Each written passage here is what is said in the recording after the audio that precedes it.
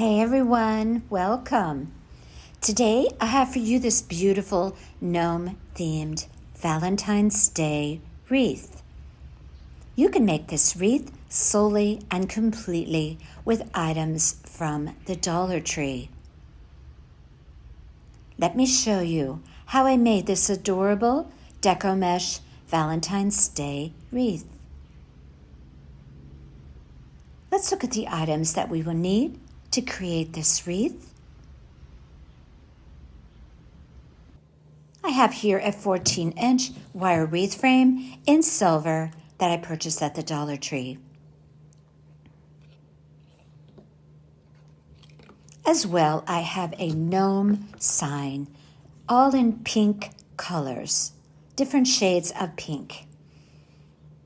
I love this gnome. It is so cute, and it inspired me to make this wreath.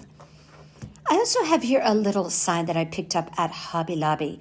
Now, if you want to have this type of sign, very easily you could create that by simply going in the Crafter Square section, getting a wood round about 4 inches. You could either use a Cricut to create the words, or you could stencil them on, or you could use stick-on letters.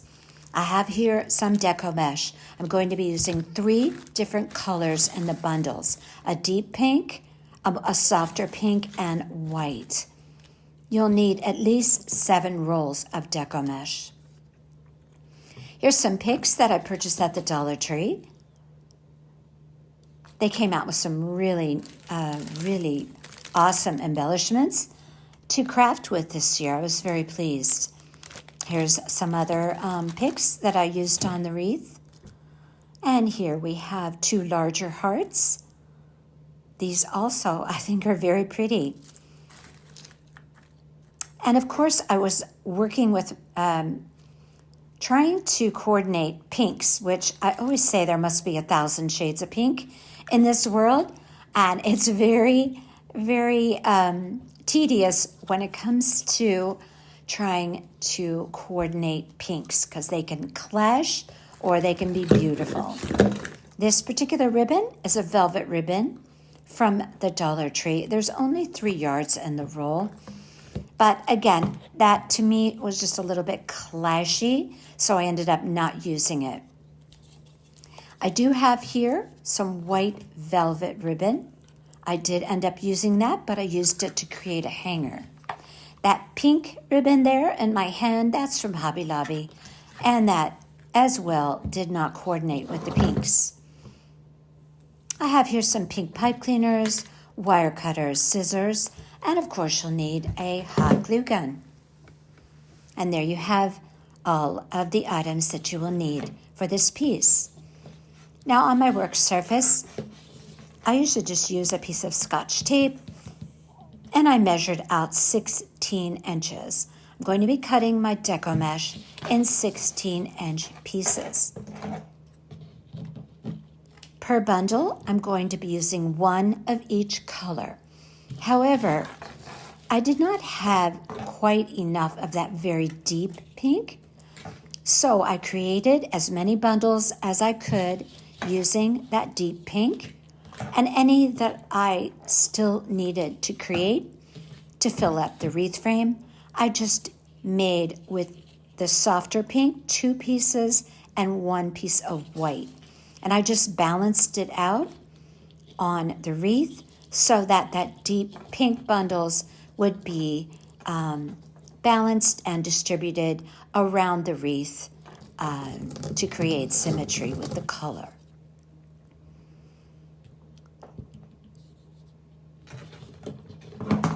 Now I'm going to be using what I've heard called the woodland method to create these bundles. This does help to minimize the fraying a bit, but no matter how you slice it, you're going to have fraying with deco mesh from the Dollar Tree. So I'm going to be creating my bundles, as I said before, with the 3 different colors, each in 16-inch pieces. And I'm going to start by rolling up the end of my deco mesh with the curled side facing toward me or facing up. I put a little clip there to hold my first roll. Then I create a roll and scrunch it up and meet it up on the other side with the roll that I clipped. Now, this deco mesh is thin enough that I'm able to manage it, putting the bundles together with the three different types of mesh, just by putting it in between my index finger and my second finger. If you're using a really sturdy mesh, a little more difficult to do that. But because this mesh is, on the little more flimsy side, I can do it I can almost even do it one-handed, as you can see there. I roll up the end, scrunch it up, meet up on the other side with the original roll that I created, and I put them all together in between my fingers, wrap a pipe cleaner around that, and there you have your first bundle. Very pretty pinks with a white mixed in. Yep, there's a fray. Now I'm going to offer you a tip if you choose to utilize it or not. Sometimes when I'm making scrunch bundles or woodland method bundles to fill up a wreath frame, I use sometimes at least one of the colors in a Hobby Lobby deco mesh. And the reason for that is it helps to create stability to the piece, because deco mesh from Hobby Lobby is a sturdier, firmer deco mesh. And it does help to support the bundles around the wreath frame. Just something to consider. If you have it in your stash, maybe adding them in a little bit, it does help. Now, I'm placing my bundles on the wreath frame. I'm using the second wire from the outside and the third wire from the outside.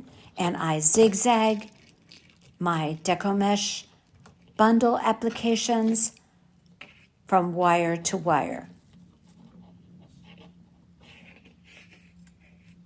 And this makes a simply beautiful application all around that wreath frame. Now I'm going to show you again that method, a little bit slower this time. I roll it up about 2.5 times on the end. Make sure the curl is facing upward of the deco mesh.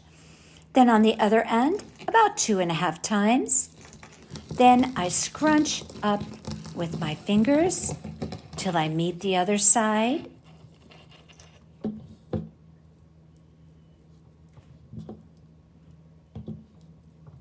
Now you can put it between your fingers, or you can just keep the clip around it. I love these big clips from the Dollar Tree. They also have smaller ones. But I love to use these clips when I'm using this method. So I roll up the end and I scrunch it up with my fingers till I meet the other side. Place it up next to the other one. And I have one more to go to create my full bundle. You don't have to use the method where you hold it in your fingers if for some reason you're not comfortable with that. Or maybe you're new to creating these bundles. You can just simply hold your deco mesh scrunches together with the big clips. Have a couple of them on hand. You see, I can actually do it one-handed. But again, I've been doing this a long time. So things do get easier with time and lots of practice. So I'm going to wrap that pipe cleaner around nice and snug on the back. I try and even up my tails in the back because I am going to have to use those tails to apply those bundles to the wire wreath frame. And I want to have enough tails that I can twist them comfortably on the back side of that wreath. Now I'm creating some mesh tube bundles by creating figure eights with my mesh tubing. So in actuality, I'm creating 2 figure eights. And I want to say those loops are about 4 inches each. And I'm just going to use a pipe cleaner to secure those loops. I believe I made about 6, I think I made 6 of those mesh tubing bundles, and I'm just going to place those around the wreath. Now I'm going to decide where I'm going to place my embellishments, starting with the largest embellishment first, of course. And I took a while to decide exactly how I wanted to do it, and once I did, I put 2 pipe cleaners on the back of the Gnome sign and 1 across my other little sign that says Happy Valentine's Day. Normally I use finger protectors, but I'm actually crafting outside of my normal location today, and I don't have my finger protector, but I was very careful. Now to apply those 2 wood signs, I just reach through my deco mesh, find a wire, and twist it in the back to hold it on. And then I take my deco mesh and kind of situate it around my piece. Now I'm putting on my other embellishments, figuring out where I want everything by trial and error before I actually glue my hearts down. Now I did just use hot glue. These hearts are extremely lightweight and they adhere beautifully to the deco mesh. And I went all around the wreath, placing them accordingly where I thought they would look the best. Now this is up to you, but I'm going to advise you to create a balance and symmetry with your embellishments. Now to hang this wreath, I decided a bow on this wreath was too much. I think it has enough, it's busy enough with the Gnome sign and the Happy Valentine's Day sign and all the hearts of various sizes, and I thought that was enough. So I decided to use my white velvet ribbon. By the way, I think I said this is 3 yards, but I think it's it's 3 yards, but it just seemed very short. I'm not used to a ribbon coming in such a small spool. Not so sure that $1.25 for 9 feet of ribbon was really a great deal. This wasn't even a wired ribbon, but it's a nice velvet and it's, suitable for this piece. So I was hopeful to get 2 nice size loops, which I did, each of them being, I want to say, around 8 inches long. And I just created a center loop on that bow. And I'm going to be using that bow to place at the top of the hanger.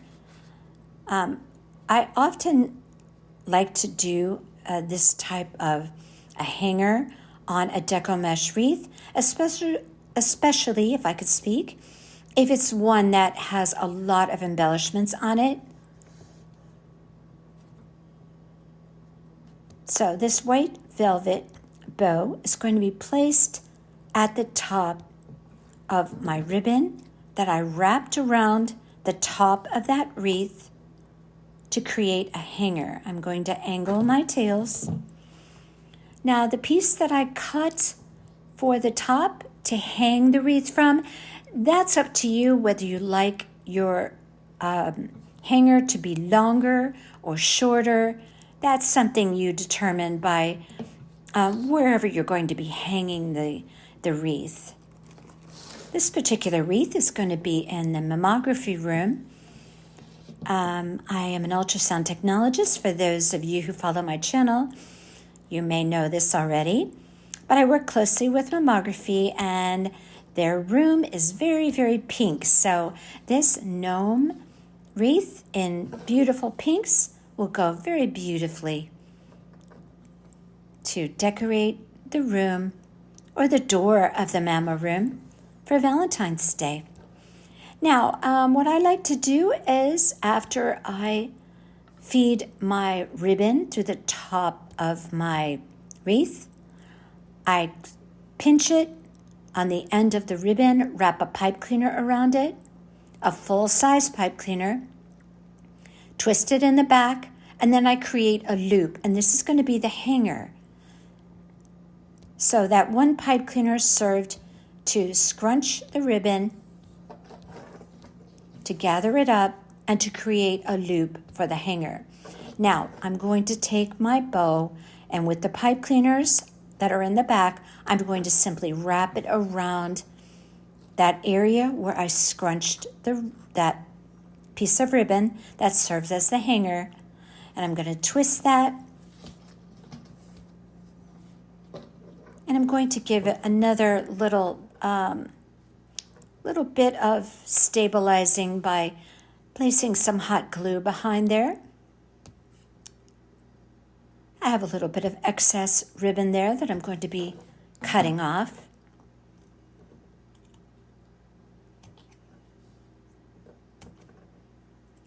Now, you could simply hang this wreath right by the wreath frame, just placing a pipe cleaner in the back. Don't have to have a velvet bow hanger.